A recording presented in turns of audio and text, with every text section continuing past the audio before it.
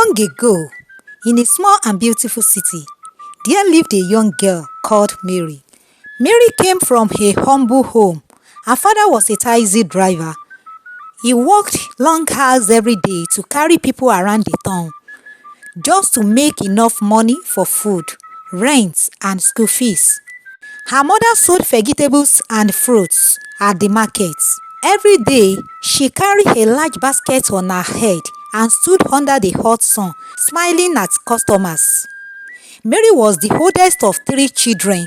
She helped her mother at the market sometimes, swept the house every morning, and helped her siblings with homework in the evening.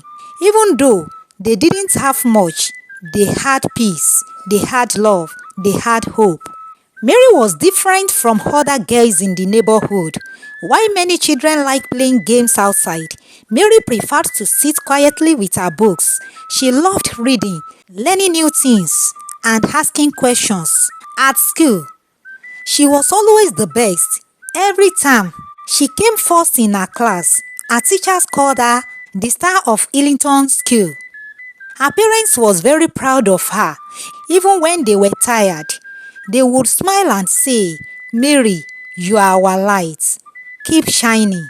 Every day before school, her mother would remind her, "Respect yourself, focus on your books, and be careful of friends. Not everyone who smiles at you is your friend.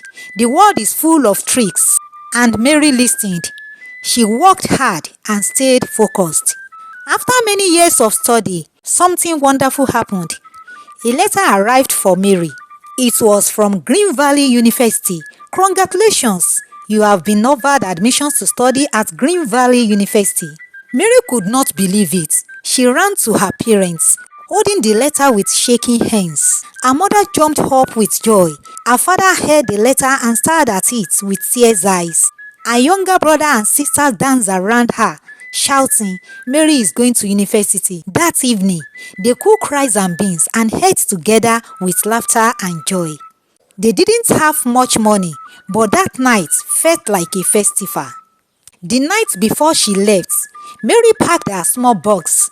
Inside were her clothes, documents, some food items, and her dreams. Her mother gave her groundnuts, sugar, and gari in a container. Her father gave her a small Bible and whispered, "This world is big, don't lose yourself in it." Later that night, they all sat together in the small sitting room. Mary, her mother said, holding her hand, "You are going to a new place. There are many types of people out there. Some are good, some are not. Choose your friends carefully." Her father added, "Some things that look good are not good.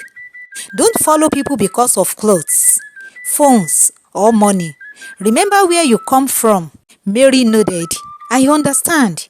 I won't forget your words." Her little sister hugged her tightly and whispered, "Please come back safe." Neighbors came out to wave goodbye. One old woman gave her a small bottle of oil for protection.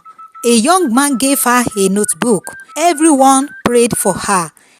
Her father carried her box. Her mother held her hand. Her younger brothers found a taxi. As the taxi drove away, Mary waved from the back seat, trying to smile, though her eyes were full of tears. "This is the beginning," she whispered to herself. When she arrived at the university gates, Mary was amazed. The buildings were tall. The compound was wide and full of students. Everyone looked busy and different. Some wore fancy clothes, some walked in groups, others sat under trees, chatting and laughing. Mary held her bag tightly and walked to her hostel. Her new room was small but clean. Her roommate was a girl named Ruth. Ruth was in her final year and already preparing for her final exams. "Welcome," Ruth said. "If you need anything, just ask." "Thank you," Mary replied with a small smile. In the first few weeks, Mary did well. She attended all her classes, joined the library, went to church on Sunday, and called her families every evening. She stayed focused and serious. But soon, things began to change. Mary started noticing some girls in her class who were very different. They wore expensive clothes, used fancy phones, and always had money to spend. They went to restaurants, took beautiful pictures, and seemed to enjoy life without worry.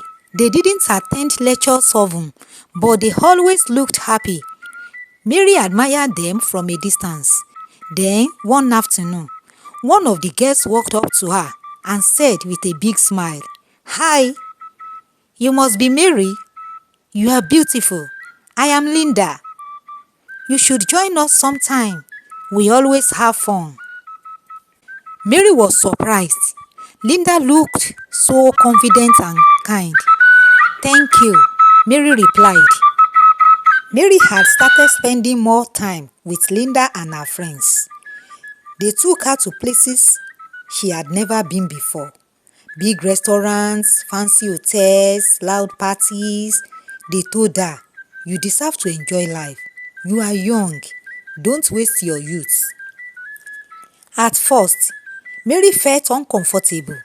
The music was too loud, the clothes were too short, the men were too rich and too old. But slowly, she got used to it. The attention felt nice. The gifts were sweet. The lies became normal. She stopped attending lectures. She told her parents she was busy with schoolwork, but it was not true. Her mother started worry. One day, her mother called and said, "Mary, I don't hear from you like before. Are you still studying hard? Are you keeping good friends?" "Yes, Mama," Mary replied, looking at the expensive phone Linda had given her. "Everything is fine." But everything was not fine. One Thursday evening, Linda came into Mary's room with a big smile. "There is a special party on Saturday," she said. "He loves to give money. You must come." Mary hesitated. "I have assignments." Linda laughed. "One night won't kill you. Wear your best dress. You will thank me later." That Saturday, Mary wore a red gown Linda had given her. Her makeup was done. Her hair was tied. Ruth looked at her and said softly, "Mary, please don't go. I don't feel good about this. Those girls are not safe." Mary rolled her eyes. "I will be fine. It is just a party." But it was not just a party. The car that picked them up was black and shiny. It drove them out of town into a quiet area with no street lights. Mary became nervous. "Where are we going?" she asked. "Don't worry," Linda said, smiling. "It is a private party." They arrived at a large house with high walls. The gates opened slowly. The house was quiet. Inside, only one man sat on a couch. He looked rich. He looked powerful. He was not smiling. Mary looked around. "Where are the others?" Linda said, "I'll be right back. I forgot something in the car." She walked out. She never came back. The man stood up and locked the door. "Welcome, my dear," he said. Mary's heart was beating fast. "What is this?" she asked, shaking. "I did this every year, and I need someone like you. Young, fresh, beautiful." Mary screamed and tried to run, but the man pulled something from his pocket, a small black charm wrapped in cloth, and struck her forehead. Instantly, Mary froze. She could see, but she couldn't move. She could hear, but she couldn't speak. She became like a statue. But as they were going, something happened. The car ran out of fuel. He hissed, turned into a nearby filling station, and waited for service. A salesboy walked over and began filling the tank. He noticed the girl in the front seat, motionless, silent, staring into space. "Sister, good evening," the boy greeted, trying to be friendly. No answer, no movement. He looked again. "She looks familiar," he thought. The man inside the car began to grow restless. Just then, A police officer stepped out of the small supermarket at the station. As the man started his engine to leave, the officer approached, waving at him to stop. "You almost hit someone just now," the officer said. "You and your daughter are in the car and you are driving like that." "Sorry, officer," the man replied, forcing a smile. But the officer looked at Mary. Something didn't feel right. The sales boy leaned closer and whispered, "Sir, I don't think that girl is his daughter. I've seen her before. Something is wrong." The officer stepped to Mary's side and tapped the window. "Madam, are you okay?" Nothing. No blinking. No sign. That was when the officer's face changed. He had seen a case like this before. A girl under a spell. He took a deep breath, reached for his handcuff, and looked the man straight in the eye. "Step out of the car. You are under arrest." The man tried to argue, but backup officers nearby had already noticed the tension and came to assist. The man was cuffed and taken to the station. At the station, they sat him down and asked, "What did you do to her?" He refused to speak, but as the time passed and prayer mounted, he confessed. He told them everything: the charm, the herbalist, the plan. They brought him face to face with Mary. "Reverse the charm now," the officer commanded. The man obeyed. He brought out another charm and said some strange words. Suddenly Mary screamed and collapsed. A few minutes later, she opened her eyes. She was free. Meanwhile, far away, Mary's parents had been praying without stopping. They knew something was wrong. They cried, fasted, and asking God to bring her home. Their prayers were answered. Mary was safe, but the journey was not over. Mary sat quietly on a wooden bench inside the police station. She looked lost and she said nothing. The policemen stood around her, watching her carefully, wondering what exactly had happened to this young girl. The man who had kidnapped her stood handcuffed. He was forced to confess everything. He told the police about the evil charms he used on Mary. He told them how he had plans to take her to a herbalist to be used for a terrible ritual. But the police were prepared. One of the officers, who had seen a similar case before, calling a woman pastor who worked with them sometimes when strange things happened. She came in calm and gentle and looked at Mary. "This girl needs prayer," she said softly. They began to pray in the small room of the station. The woman sang a worship song and tears began to fall from Mary's eyes.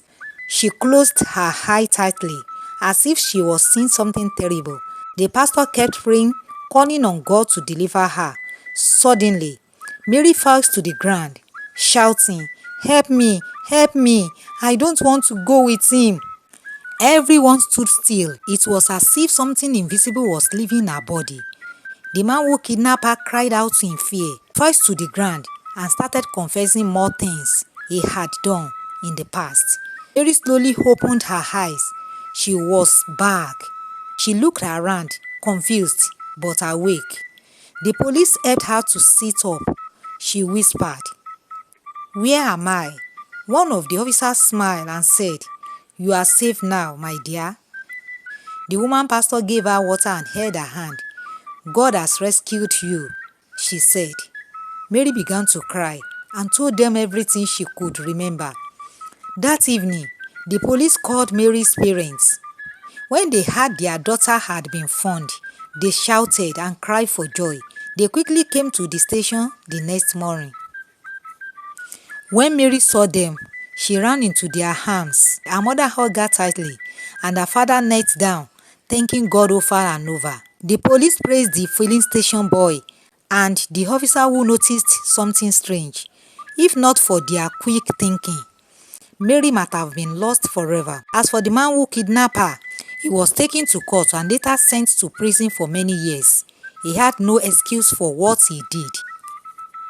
Mary's life changed after that. She became quiet and thoughtful. But instead of letting the past destroy her, she became stronger. She started talking to young girls in schools and churches about safety and being careful with strangers. Her story touched many lives. She forgave the man who hurt her, not because he deserved it, but because she didn't want to carry pain in her heart anymore. She also drew closer to God and never forgot the powers of her parents' prayer. And so, for the terrible experience, a new and stronger Mary was born. Lessons: be careful whom you trust, especially stranger who offer help or gift that seems too good to be true. There is power in prayer. Never stop praying for your loved ones. Thanks for watching. Please don't forget to hit the subscribe button for more inspiring stories. Bye.